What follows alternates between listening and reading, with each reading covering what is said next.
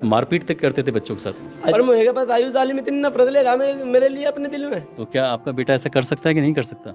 ना हमारा क्या लगा जो ना सा काम करोगा हमारा कुछ नहीं लगता। आपका बेटा क्या ऐसा कर सकता है कि नहीं? कर सकता, मेरा बेटा ऐसा कुछ नहीं कर सकता। मेरा अस्सलामु अलैकुम वरहमतुल्लाहि वबरकातुहू। प्यारे नाजरीन, आज से तकरीबन हफ्ते 10 दिन पहले बागपत के इलाके में एक बहुत बड़ी घटना पेश आई।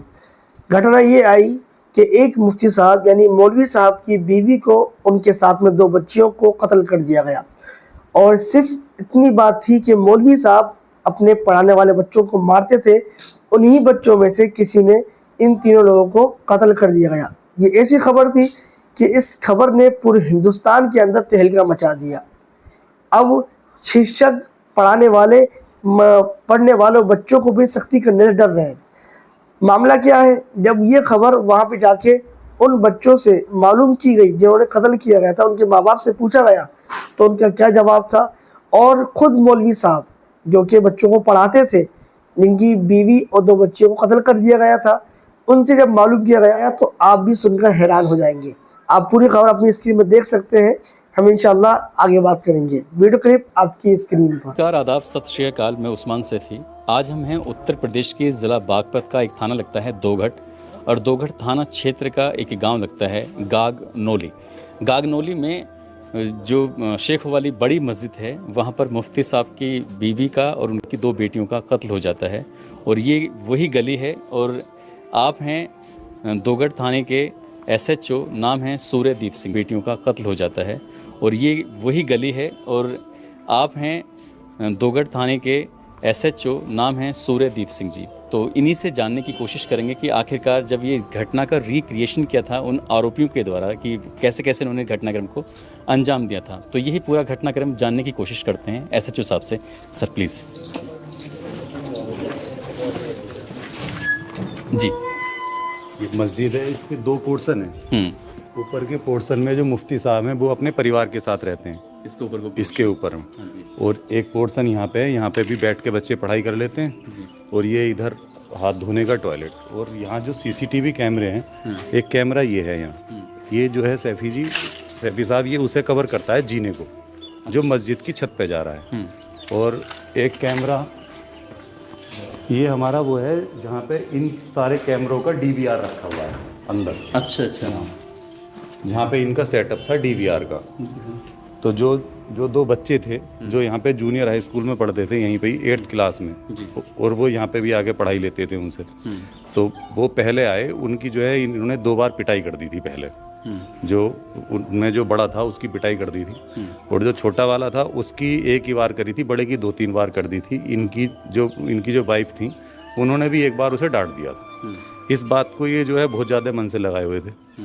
तो उस दिन इन्होंने ये बात इनके मुंह से सुन ली मुफ्ती साहब के, कि मैं जो है देव बन जाऊंगा, वहाँ पे अफ़गानिस्तान का डेलीगेशन आ रहा है और मैं जो है उनसे जो है मिल के आऊँगा।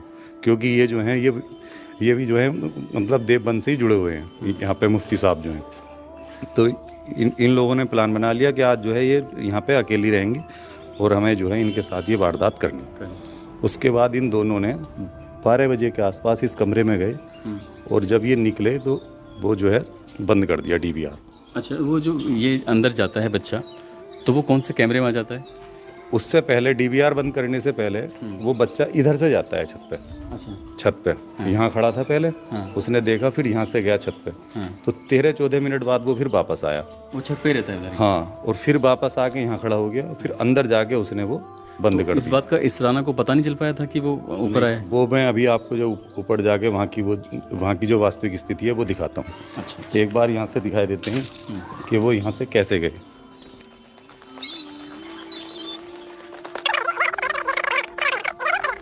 ये दो जीने हैं। जो इनमें बड़ा था वो इस जीने से आया। अच्छा। और यहाँ से बच्चे भी कूद जाते हैं, इससे ईंट लगनी थी। जब हमने सीन रिक्रिएट किया तो 2-4 ईंट गिर गई। यहाँ से उसने चढ़ के देखा कि यहाँ उनका मौलवी साहब की फैमिली रहती थी उधर, मतलब इधर की। बस यहाँ पे पैर के देखो, आप देख लोगे आगे तो यहाँ तक ये है, कोई बहुत वो नहीं है। ये है वो कमरा।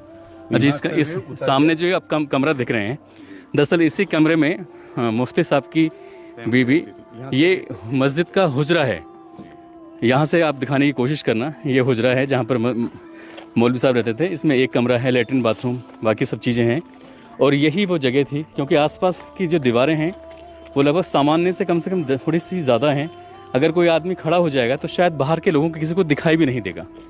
और इसीलिए वो जब लड़का आता है तो इस जगह से आता है, सामने इस जीने से होता हुआ। यहाँ आने के बाद उसने इस जगह पर जो ईंटें रखी हुई हैं यहाँ पैर रखता है और ये देखता है झांक कर कि वो क्या कर रही हैं। लेकिन अंदर दरवाज़ा बंद था और इसी के अंदर दरवाज़ा खुला था। उसने देख लिया कि वो सो रही हैं अपने बच्चों के साथ। हाँ। तो उसके बाद वो गया वापस। हाँ। और उसने नीचे जाके वो जो सीसीटीवी कैमरे की जो जहाँ डीवीआर रखी वहाँ से उसे स्विच ऑफ कर दिया उसे। अच्छा, यहाँ पहले जो 14 मिनट उसने यहाँ रैकी करी पूरा। हाँ। कि वो कहीं जाग रही हैं, फ़ोन वोन तो नहीं चला रही या कुछ है। तो जब उसे पक्का हो गया कि वो अंदर सारे बच्चों के साथ सो रही हैं तो वो 13-14 मिनट पे यहाँ आया नीचे। और उसने सीधे जाके वो कैमरा बंद कर दिया। इस ऊपर जाने और आने का उसके पास कोई जवाब नहीं था। उसने सबसे शुरू में कहा कि मैं ऊपर मिस्त्री जो है उनसे बात करने गया था, और उस दिन मिस्त्री थे ही नहीं ऊपर कोई काम चल रहा है क्या? हाँ हाँ, बहुत इतनी सारी ईंटें पड़ी हैं। तो उस टाइम काम चल रहा हो। उसने कहा कि मैं जो है ऊपर गया था मिस्त्री से बात करने, लेकिन ऊपर कोई मिस्त्री था ही नहीं। ये दूसरा जीना है। जीना। और उसके बाद वे गए, एक लड़का उसने यहाँ से उठाया अलमारी से एक हथौड़ी, ये जो अलमारी है यहाँ से उसने हथौड़ी उठाई, यहाँ रखी थी एक हथौड़ी। राज मिस्त्री जिस विसोली से चिनाई का काम करते हैं, एक कन्नी होती है, एक विसोली होती है, एक तरफ धार होती है और दूसरे वो हथौड़ी जैसा रूप होता है। तो वो विसोली इस जगह पर रखी हुई थी। यहाँ से वो विसोली उठाई जाती है। उठाने के बाद फिर यहाँ से ऊपर की तरफ ये जीना है।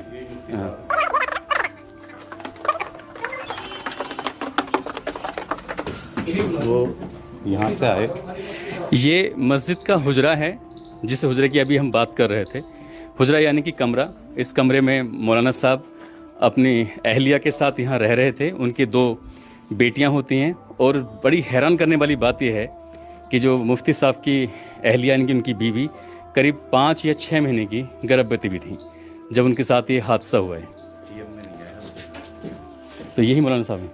तो एक लड़का उसका साथ में आया, फिर अंदर वाले जीने से जो छोटा वाला था वो फिर स्विच ऑफ करके यहीं से ही आया, उतर के इस खाट पे पैर रख के। यहाँ पे उसके खून के भी निशान है। अच्छा।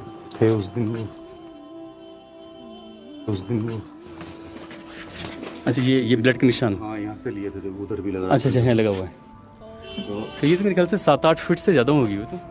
ना ज़्यादा ऊंची नहीं है, इस पे पैर रख के आराम से जाया जा सकता है। फिर यहाँ से चढ़ जाते हैं कुछ बच्चे। अच्छा। इस पे चढ़े और उधर से उतर गए।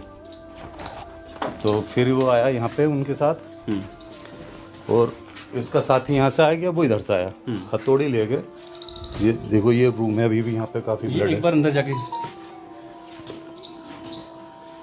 वो यहाँ लेट रही थी। अच्छा, वो यहाँ पर लेटी हुई थी इसराना। एक बच्चा उनका यहाँ लेटा हुआ था।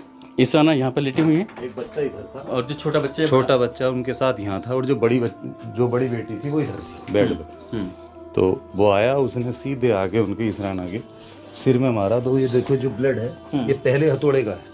मतलब सोते हुए पे आके उसने हाँ, सीधा मारा। तो जब उनके सिर में लगा तो वो एक हथौड़े में नहीं मरी, उठ गई, उठ के यहाँ गिरी। तो उसने दूसरा यहाँ मार दिया। अच्छा। दूसरे हथौड़े पे भी इस तरह से रेंग के इधर चली गई। तो यहाँ उनकी बॉडी पड़ी थी, आधी अंदर आधी बाहर। अच्छा। इतने में ही जब 2 हथौड़े लगे तो बच्चे जग गए। तो जब बड़ी बेटी जगी तो उसने 2 मार दिए। उसने जो हथौड़ा था वो दूसरे को दे दिया। एक हथौड़ा उसके हमारा सिर में, और जो छोटी वाली यहाँ सो रही थी उसके मारा। इतने जो बड़ा वाला था जिसने पहले 2 मारे, उसने यहाँ से चाकू उठाया, एक उनके घर गई और उनके गले पे 2 बार रेत दिया। अच्छा।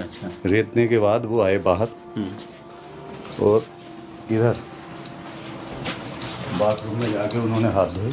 इसी बाथरूम का इस्तेमाल भी किया था। तो यहाँ पे भी उनके वो थे, उस टाइम निशान लग रहे थे। अच्छा। हाथ धोए अंदर जाके टंकी पे। हाँ। और आगे चाकू उसने इसकी छत पे फेंक दिया ऊपर। चाकू यहीं से फेंक दिया। हाँ। और ये कर दिया बंद। हाँ। ताकि कोई नीचे से आए ना। इस तरह बाद में जो बच्चे आए थे 6, वो लगातार इस दरवाजे को पीट रहे थे। हाँ, बे इसे पीट रहे थे। फिर वे बच्चे भी यहीं से आए हैं।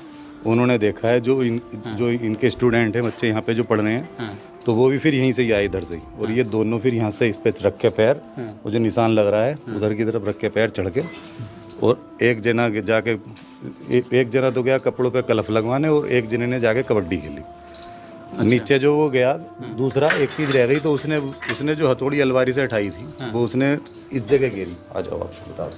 अच्छा, वो हथियार मतलब जो आला कत्ल है वो एक तो छत पे फेंक दिया था, चाकू तो छत पे फेंक दिया और जो हथौड़ी है मतलब बिसोली